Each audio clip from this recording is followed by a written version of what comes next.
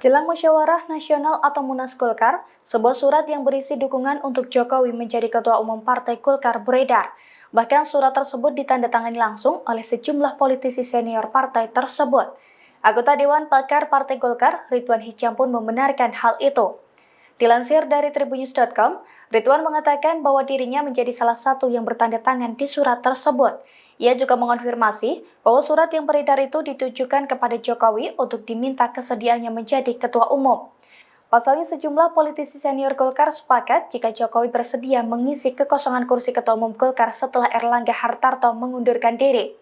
Menurut Ridwan, hal itu sebagai bentuk aspirasi pemilih Golkar di akar rumput agar Presiden Jokowi bersedia menjadi bagian dari Golkar. Diketahui sebelumnya surat dukungan untuk Jokowi menjadi Ketua Umum Golkar itu beredar sehari sebelum Munas, yakni pada Senin 19 Agustus 2024. Adapun Munas Golkar sendiri, rencananya akan digelar pada Selasa 20 Agustus 2024 hari ini dengan agenda pemilihan Ketua Umum pengganti Erlangga Hartarto. Download Tribun X sekarang, menghadirkan lokal menjadi Indonesia.